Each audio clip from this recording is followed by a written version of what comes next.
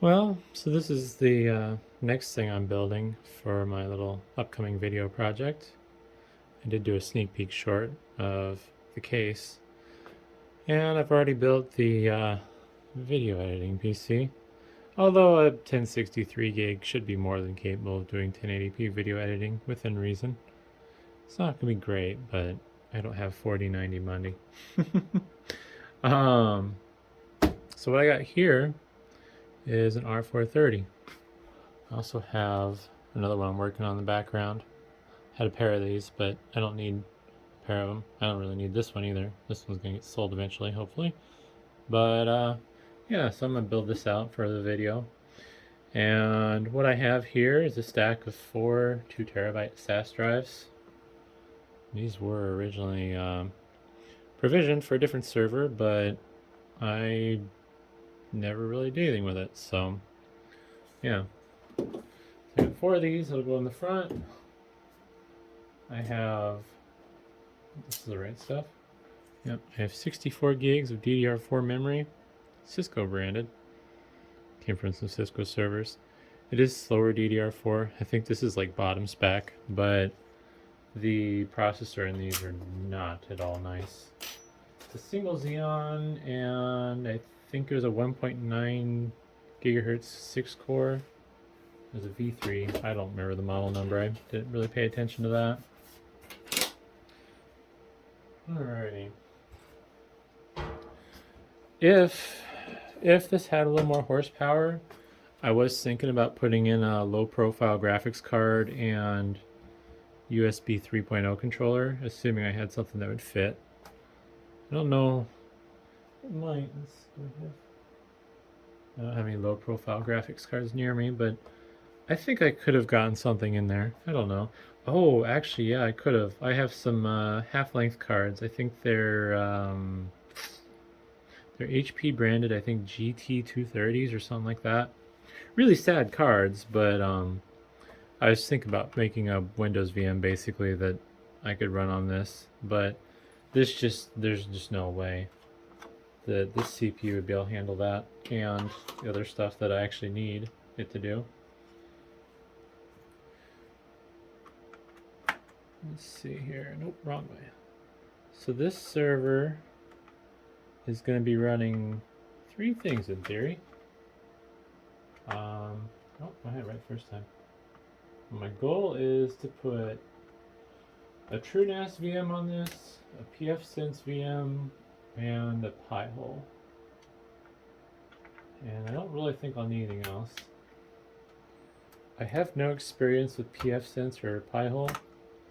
The PiHole I have running in my office right now is one that a friend of mine set up for me. So I gotta learn how to do that. And same with pfSense. I haven't the slightest idea how to set up pfSense, so we'll see how that goes.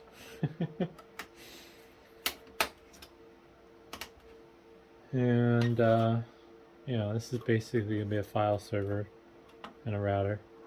Is the plan. Oops, almost forgot. I will be running esxi on this because I'm going to be virtualizing everything through esxi. It probably would be better if I ran TrueNAS on this. And then I think this Perc H330 has an HBA mode, so then TrueNAS would have direct access to the drives. But I don't really have much experience with that. I mean, I could do it. I don't know. The other problem would be is if I were to do TrueNAS and then virtualize pfSense and stuff, I wouldn't have SSD storage. I'd have to compromise on my drive setup. So I think this will be an okay setup. I don't know. Everyone kind of does things differently, so I'm more comfortable with esxi than I am with TrueNAS, in all honesty. Anytime I try to get fancy with TrueNAS, I seem to have issues. Oops. I almost forgot. Gimme. That's on. I guess it just sits in there. I wanted to cover up the other open slot for no good reason in particular. There we go. So one thing I'll be doing, this is out of a Lenovo laptop. It basically gives you a drive in the Ultra Bay. Technically this drive is supposed to have caddy around it, but I'm not too worried about it. That'll be going in the optical drive bay because this was not configured with an optical drive. And honestly, even if it was, I probably would have yanked it and put this in here anyways. And this isn't going to like mount or lock in properly because it doesn't have the right cutouts and stuff, the holes. So actually sits in there better than I expected, but yeah, that's going to be just kind of sitting there loose. And currently that drive has Windows 10 on it because I'm too lazy to figure out how to properly update these, and instead I just install Windows on them and then do the BIOS updates and stuff.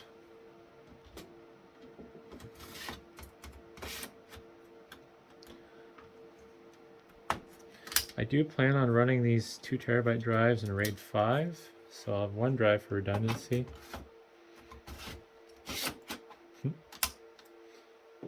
Cat's being naughty in the background.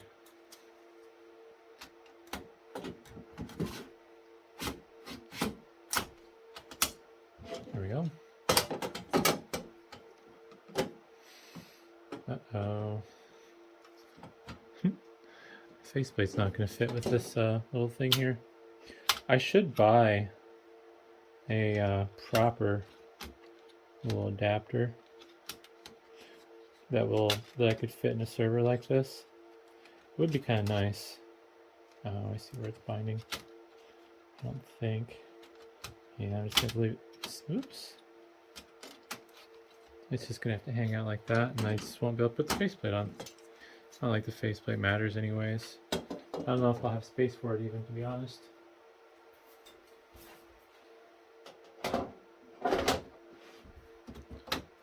Oops.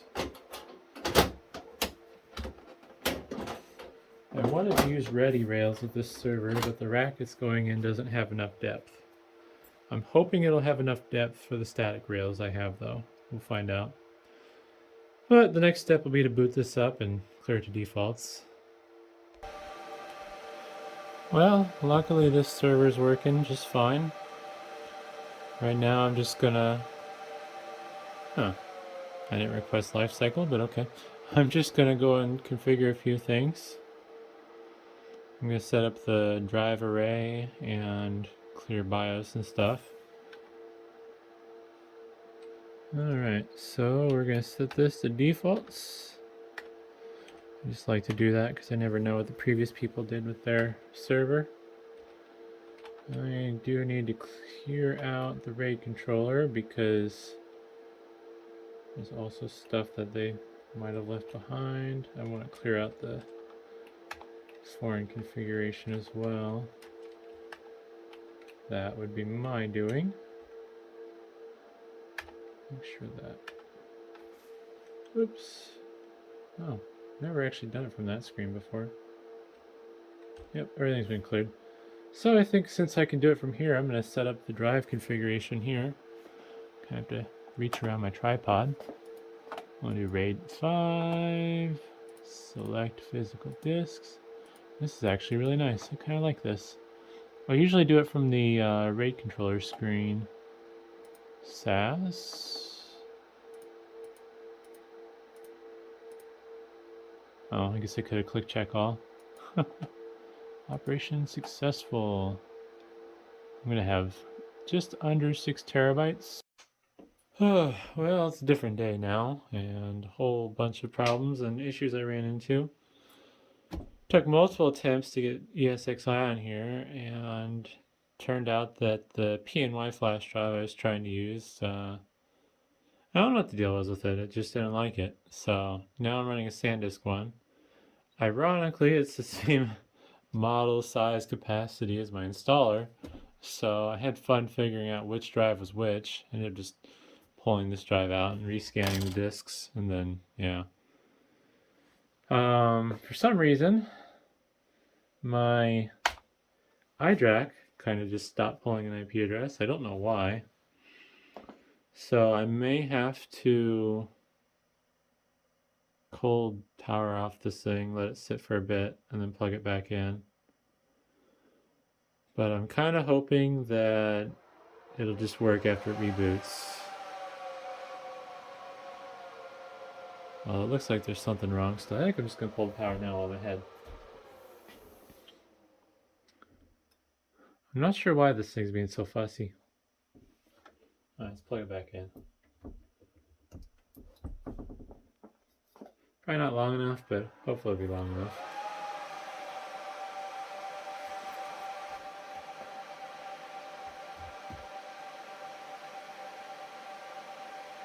A bit of a waiting game now.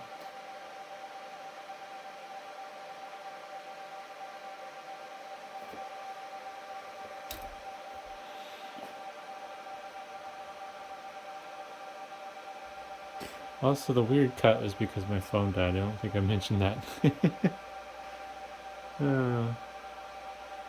I kind of wish I could see the phone percentage on my phone while I'm or battery percentage on my phone while I'm recording, because sometimes I just don't think to charge the phone. Looks like it still doesn't want to pull an IP on the iDrive.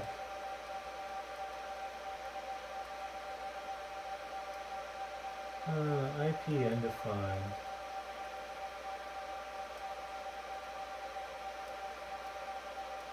I may have to reset it back to defaults. It was kind of doing some screwy stuff. I haven't run hardware diagnostics on this yet, just to make sure the hardware's good. I do know that the memory's good because the Cisco server I pulled it out of, I ran a memtest on it before I pulled the memory. But yeah, I'm kind of hoping there's nothing wrong with this. Also, it's kind of weird. It's really warm right here, but there's nothing right here where my hand is. Like, there's not, the CPU should be right here. So I don't know why it's getting so warm right there. Just gonna pop the top off while I'm waiting. Oh, okay. It's the RAID controller. Yeah, the RAID controller doesn't really get much airflow from this chassis design. And I don't understand why they have the fins oriented side to side versus front to back. But oh well, I guess. I don't know. It's just, yeah, it's just noticeably warm. Not mad about the intrusion. Save. View. iJack IP.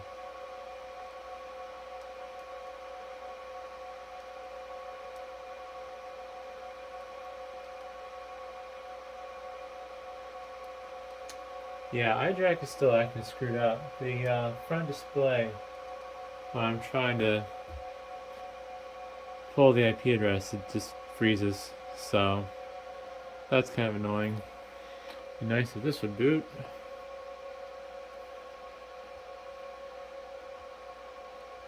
UEFI secure boot is not enabled. Yeah, oh well.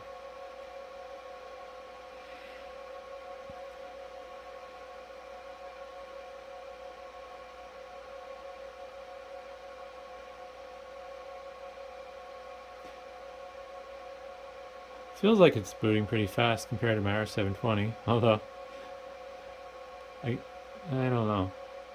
It kind of stops and starts. I think my R720 loads a little smoother than this.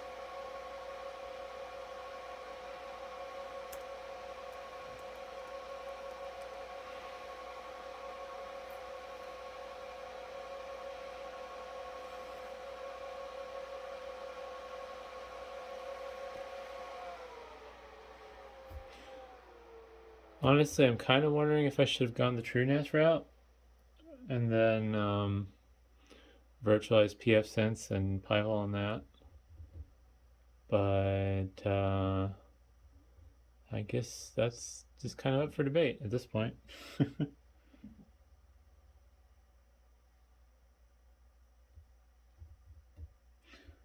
The one thing I really do like, though, is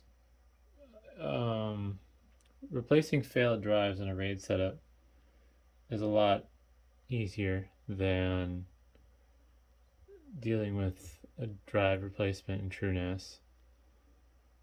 Like, if you're used to replacing bad drives in TrueNAS, it probably doesn't seem that hard, but it's still more complicated than just yanking the drive out the front and putting a new one in and letting the RAID controller do its thing. So hopefully here, this will boot. Granted, this is the first time it has booted, so there's that. And we'll see if the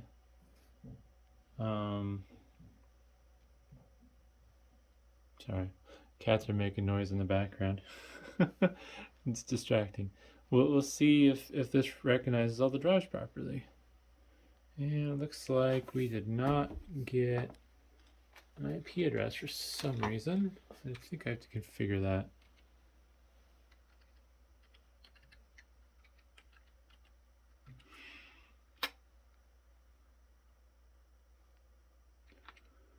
Management network.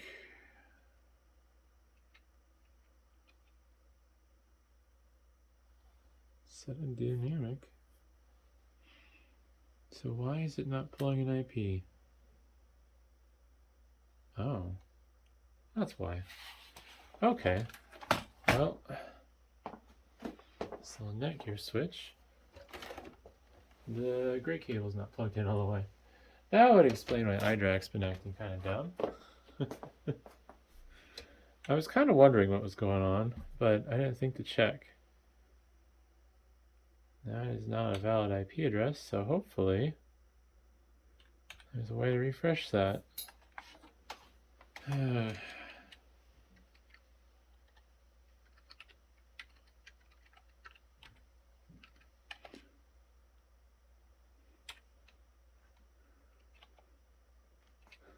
think just disable it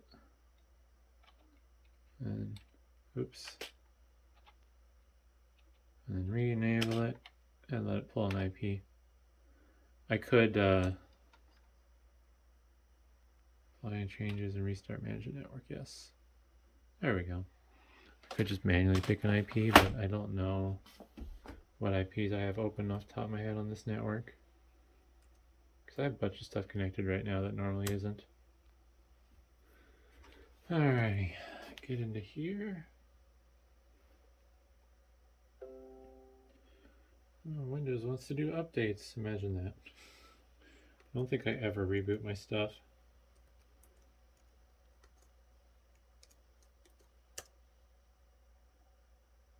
Alrighty. I'm working on logging in here. Oh, incorrect username or password.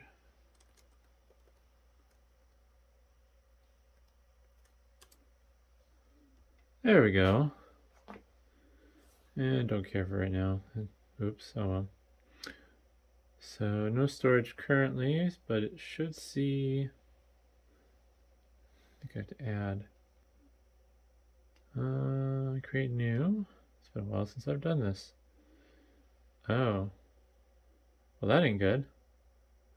So it sees, yeah.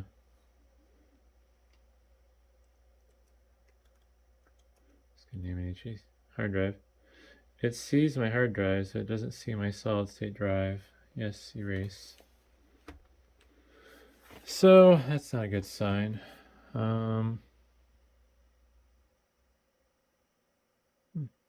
A whole 11.2 gigahertz of processing power. Seems kind of sad. Let's think here. Manage hardware. Will that show drives?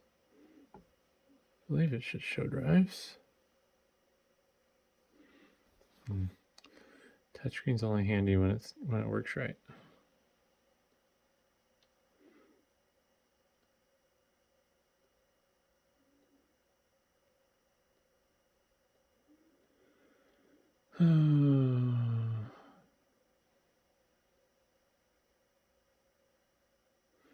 Interesting. I'm guessing it's not going to show up as SSD, and if I do Intel, that's going to be still a really long list because it Does a ton of stuff for CPUs and stuff. No, this doesn't work the way I hoped it would.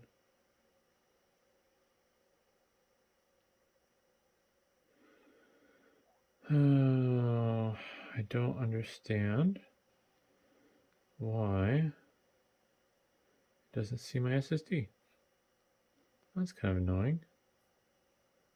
New data store.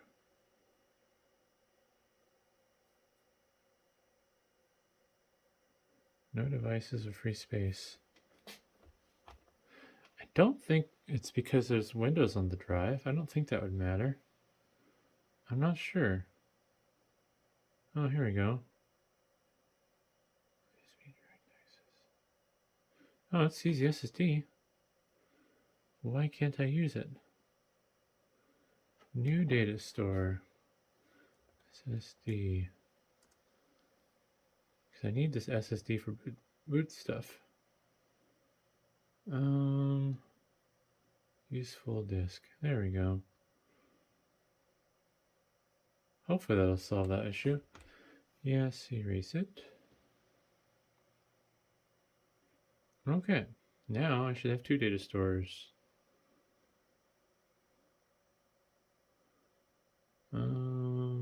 Data stores. Sweet.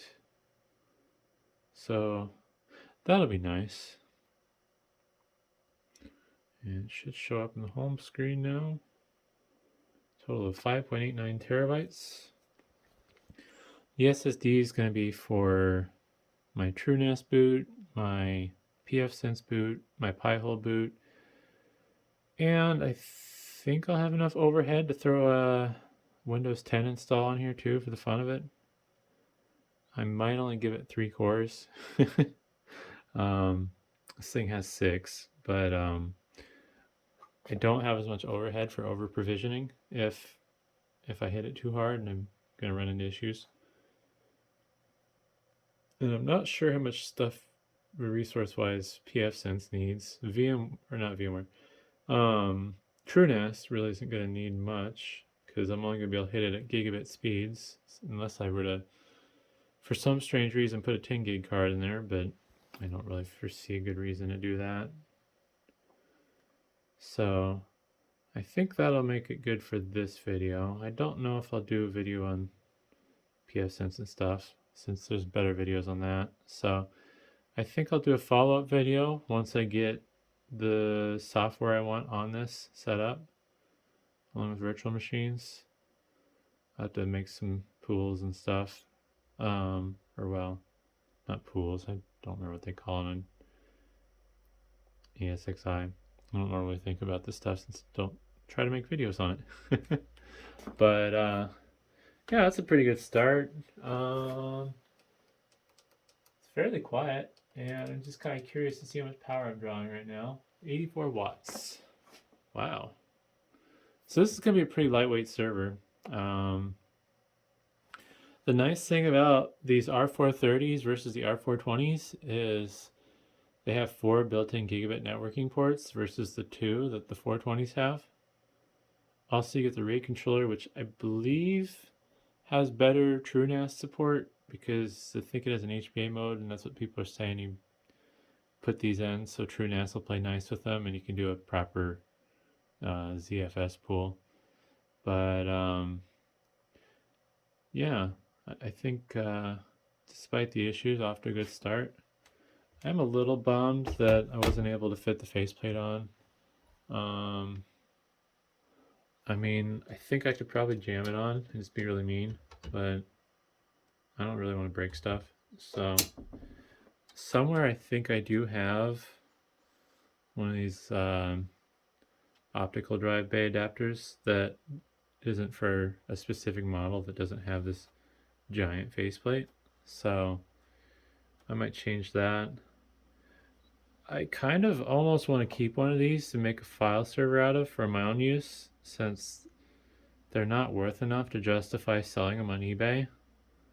Like once I sell the other, or once I list the other one, after shipping and everything, it's just, I'm not really going to make any money, especially with what I have tied up into these. I paid way too much for these last year, and it seems the market on these has crashed as well, so go figure. I'm really mad at myself for the one I could have sold for 400 that at the time it was honestly worth 500, and the person declined my counter and didn't counter me, so now I'm asking 400 for it, and it's still not even probably worth that, so I don't know. Everything I bought last year I just completely screwed myself over on, which I'm still pretty mad about, but hopefully 2023 will go better. But if you made it this far, sorry for the complaining. It's just been a bad year. But thanks for watching.